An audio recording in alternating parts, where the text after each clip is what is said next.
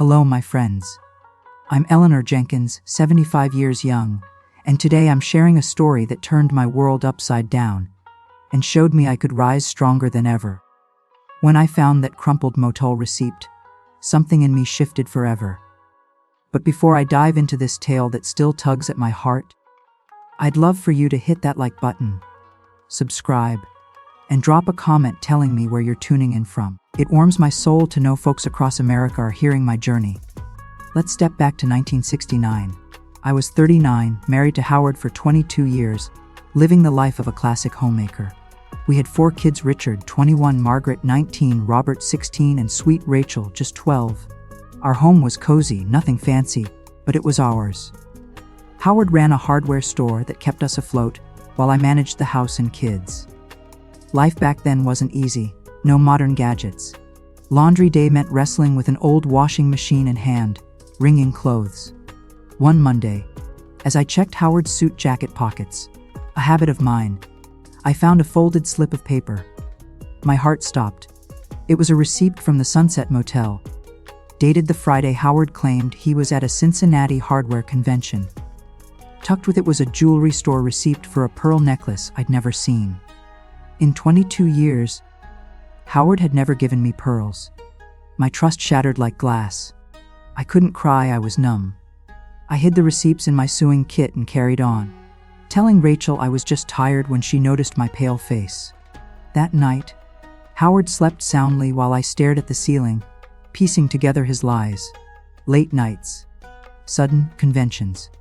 By morning, I vowed not to play the scorned wife. Instead of tears or shouting, I chose strategy. For weeks, I watched him closely, jotting notes in a secret notebook stashed in my dresser, odd phone calls, his unexplained absences. Once, I called the store when he said he'd be there, only to learn he'd left hours earlier. I followed him one day, pretending to visit my sister, and saw him with her. Diana, a 25-year-old with sleek hair, so unlike my graying curls. They left the pharmacy together, his hand on her back, driving a car that wasn't ours. The pain cut deep. I wept silently in the bathroom, water running to mask my sobs. But I decided I wouldn't be the one to break. Then I did something new. I studied Howard's business papers, bills, orders, things I'd ignored, thinking they weren't my place. My father's old words about men's work felt foolish now. I uncovered something worse than infidelity. Howard was siphoning money to a secret account and had transferred our joint land to someone else's name, likely Deanna's. My brother-in-law, Nelson, an accountant, confirmed my fears. Howard was planning to leave me with nothing. For 3 months I collected evidence, bank records, dates, shady deals, storing it at my sister's. I played the perfect wife, cooking Howard's favorite meals, smiling through his lies, letting him think I was clueless. The moment came on a quiet Sunday night. Howard started his rehearsed speech about going our separate ways. I asked, cool as ice, "Is it Diana from the pharmacy?" His face went white. He stumbled, then offered to sell the house, give me a small share, and keep the store. I slid a folder across the table, packed with proof of his deceit. "We have more to discuss." His lies crumbled as he saw the evidence. I demanded half of everything, house, store, all we'd built. If he refused, I'd expose his fraud. That night, he left with 2 suitcases. The kids were stunned, but I told them revenge wasn't fists, it was thriving. At 39 with 4 kids and no experience, I became co-owner of a hardware store I barely understood. My grandmother's words echoed, "Eleanor, you've got a sharp mind and stubborn spirit." She was right. That receipt sparked a new chapter. Want to hear how I tackled a man's world in 1969, running a business with no clue where to start? Stick around for the next part. The first week after Howard left, sleep was a stranger. I'd lie awake, wondering if I'd made a mistake, tempted to take his deal just to avoid the unknown, but my kids' faces kept me steady. Walking into the store as the boss, I felt every eye on me. 5 male employees, skeptical. Mr. Anthony, the veteran cashier, asked, "Mrs. Jenkins, are you really staying?" I nodded, hiding my nerves. and I need you to show me the ropes." Those early days stung. Customers asking for the real owner, suppliers dismissing me, old friends predicting my failure. One man, a construction boss, walked out, saying he didn't deal with women. I cried that night, but I told my kids everything. To my surprise, they rallied. Richard offered delivery help. Margaret took on paperwork. Robert tackled inventory. Rachel just hugged me, whispering, "You're the toughest mom ever." With them behind me, I faced Mr. Anthony, admitted my doubts, and asked for his loyalty. Together, we planned to save the store. Hello again, my friends. I'm Eleanor Jenkins, and I'm picking up where we left off in my journey. A tale of grit, heart, and a few surprises. When Mr. Anthony, our seasoned cashier, looked me in the eye and said, "Mrs. Jenkins, success comes from dedication and honesty, not whether you're a man or a woman," it hit me like a spark in the dark. Someone believed in me. From that moment, he became my guide, my anchor. If you're loving this story, please hit that like button, subscribe, and let me know in the comments where you're listening from. It means the world to connect with you all. Now let's dive back into 1969. Every morning, Mr. Anthony and I arrived early, before the store's shutters rolled up. He taught me the nuts and bolts of the business. Profit margins, supplier negotiations, inventory tricks. I soaked it up, hungry to learn. Then I noticed something. Nearly half our customers were women.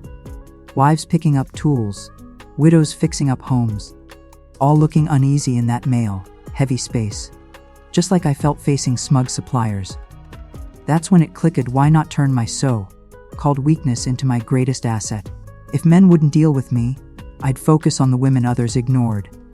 We started small but bold.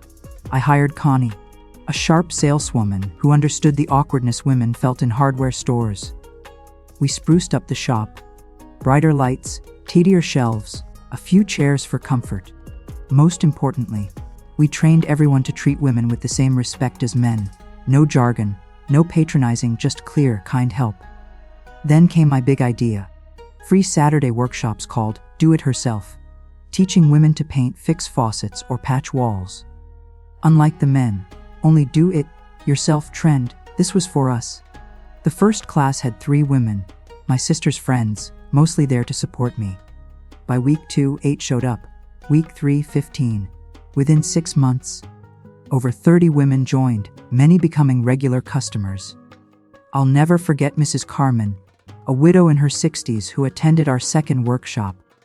Her kitchen faucet wouldn't stop dripping, and plumbers were fleecing her. We showed her how to fix it, sold her parts at a fair price, and 2 weeks later, she returned, beaming. "Mrs. Jenkins, you gave me back my pride," she said, eyes misty. "My husband handled everything, and when he passed, I felt helpless. You showed me I'm capable." Those words were gold. Every woman who left our store feeling stronger made me feel I was building more than a business. I was changing lives, including my own. It wasn't all rosy. Howard left debts I only discovered later, and suppliers hounded me for payments. One brutal month, I sold my wedding jewelry to cover payroll. Worse, Howard spread lies around town, saying I'd stolen his store and would run it into the ground. Those rumors stung, especially when my kids heard them. But lies don't last. While he gossiped, I worked. With my family, Mr. Anthony, and our loyal team, we not only survived that first year but thrived. By late 1970, we turned a small profit, a miracle skeptics never expected. We celebrated with a modest Christmas party, surrounded by employees, my kids, and customers who'd become friends. For the first time since that Mattel receipt, I felt true joy. But trouble was brewing. Howard, seeing the store succeed against his predictions, was plotting his next move. In mid-1971, nearly 2 years into my leadership, our little shop was growing, thanks to our women's workshops and loyal clientele. One Tuesday morning, a strange car pulled up. Out stepped Howard, Diana, flaunting a gaudy engagement ring, and a man in a suit, their lawyer. My stomach churned. Howard rarely came by, and hello, my friends. I'm Eleanor Jenkins. Back with the most heart-pounding chapter of my story. When Howard, Diana, and their slick lawyer walked into my store, I knew trouble was brewing. The lawyer opened his folder, voice cold as steel. "Mrs. Jenkins, I represent Mr. Howard Jenkins regarding the store's ownership. We have proof you coerced the transfer through threats, extortion, to be precise. My client offers a peaceful resolution to avoid a messy court battle." My heart didn't race from fear but from fury. Howard, who'd betrayed me and tried to leave me penniless, now dared to call me the criminal. If you're gripped by this tale, please like, subscribe, and comment where you're tuning in from. It means so much to share this with you. Let's dive back in. I kept my voice steady. "What's this peaceful resolution?" Howard's smug grin sent a chill down my spine. "Simple, Eleanor. Sell me your share for 30% of its value, and we'll call it even. Otherwise, court will drain you dry." Deanna fidgeted with her purse, her face gaunt. Dark circles betraying a life far from the dream she'd chased. I shot back. "And if I say no?" The lawyer adjusted his tie. "We have statements from 3 suppliers claiming you used confidential data to sabotage Howard's business. That's a crime." It hit me. Howard had bribed suppliers, likely his old shady partners, to lie. In 1971, in our small town, a woman's word against respectable men stood little chance. "How long do I have?" I asked, stalling. "1 week," the lawyer replied. After they left, I sank into my chair, air sucked from my lungs. 2 years of sweat and sacrifice now at risk. Mr. Anthony, seeing my face, rushed in. "What did they want, Mrs. Jenkins?" I spilled everything. He stroked his gray beard, then said, "You know Jimmy from JM Materials. Howard tried to pay him to sign a false statement about you. Jimmy refused, said he wouldn't sully his name for a petty feud." That spark of hope lit a fire in me. Howard's case was shaky if he was buying lies. That night, I paced, weighing my options. Selling meant barely enough to support my kids. Giving up after everything, unthinkable. The next morning, I called Nelson, my brother-in-law, the accountant who'd uncovered Howard's earlier scams. "Nelson, dig into these documents Howard's using." 2 nights later, he arrived with a bombshell. "A lunar. Howard's desperate, because he and Diana are drowning in debt. They started an electrical supply business, with the money he hid from you. Her idea, apparently. It's failing fast." He paused. "And Howard's still dodging taxes worse than before. An IRS investigation would ruin him." It clicked. Howard didn't just want the store, he needed it to cover his tracks, maybe even launder money from his sinking venture. Nelson warned me exposing Howard could backfire, as I was his wife during some of his schemes. I wrestled with the choice for days. But on the 6th day, I called Howard. "Meet me at the store after hours. Just us, no lawyers, no Diana." He showed up smug, expecting surrender. "So, Eleanor, ready to be reasonable." I slid an envelope across the desk. "Here's my offer, Howard." Inside were copies of his tax fraud records notarized, and a contract from a lawyer Nelson recommended. His face drained of color as he read. "If you push this lawsuit," I said, "these go to the IRS. The contract's simple: drop your claims. Admit the store's transfer was fair, and sign over your half. I'll take the debts and pay you a 2-year pension to start over, if you manage it wisely." He fumed, called me names, slammed the desk. But he knew I had him. He signed. 2 weeks later, New Era hardware was mine alone. The debts were heavy, but I trusted our hard work would pull us through. Howard's business collapsed within 6 months. Diana left him when the money dried up. I saw him once, a broken man on the street, eyes empty. I felt pity, not anger. Justice had its own way. My timid days were gone. New Era wasn't just my store, it was my life. By the 1970s, our town was booming, and my son Richard, now an engineer, sparked a bold idea. "Mom, there's a new neighborhood south of town. No hardware store yet. Why not expand?" When he did, it meant trouble. "Eleanor, we need to talk," he said, his voice dripping with that old arrogance. "It's serious. Can we use the office?" I steadied myself, hiding my nerves. Of course, Howard. Mr. Anthony, mind the front for me. In that cramped back office, with Diana avoiding my gaze, I braced for what was coming. Hello, my dear friends, I'm Eleanor Jenkins, 75 and still full of stories. Today, I'm wrapping up my journey. From a motel receipt that broke my heart to a life rebuilt with grit and love. When my son Richard pitched opening a new store, I balked. We'd just cleared our debts. Why risk it? But his eyes sparkled with vision, backed by charts and plans. If you're moved by this tale, please like, subscribe, and drop a comment about where you're listening from. Your stories inspire me too. Let's go back to 1974. Richard's idea was bold but smart. Rent a small warehouse in a growing neighborhood, start with limited stock, and scale up slowly. He'd run the branch, while Robert, fresh from accounting school, handled the main store's books. Margaret, my teacher daughter, pitched in with paperwork on weekends, and Rachel, studying architecture, suggested ways to make the shop more inviting. This wasn't just my fight anymore. It was our family's mission. After crunching numbers with Mr. Anthony, my trusted advisor, I said yes. We rented a warehouse, fixed it up, and in March 1974, I cut the ribbon for New Era Hardware's second store, my 4 kids by my side. 5 years earlier, I was a shattered housewife. Now, I was a businesswoman with 2 shops. A customer later told me Howard watched from his car, head bowed. For nearly an hour, Howard's life unraveled after our split. Diana left him penniless, and his ventures, insurance, sales, a bar flopped. His drinking worsened. He stumbled into Robert's graduation drunk, losing our older kids' respect. Only Rachel, ever tender, kept in touch, visiting his dingy rented room. One night, she came to me, eyes teary. Mom, Dad's sick. Liver problems. He can't afford medicine. After all his betrayal, my instinct was to say no. But my mother's words echoed. Eleanor, true revenge is thriving, not gloating. I opened a small bank account for Howard's essentials, telling Rachel, this is for you and your siblings, not him. We don't abandon family, even those who hurt us. While Howard faded, our business soared.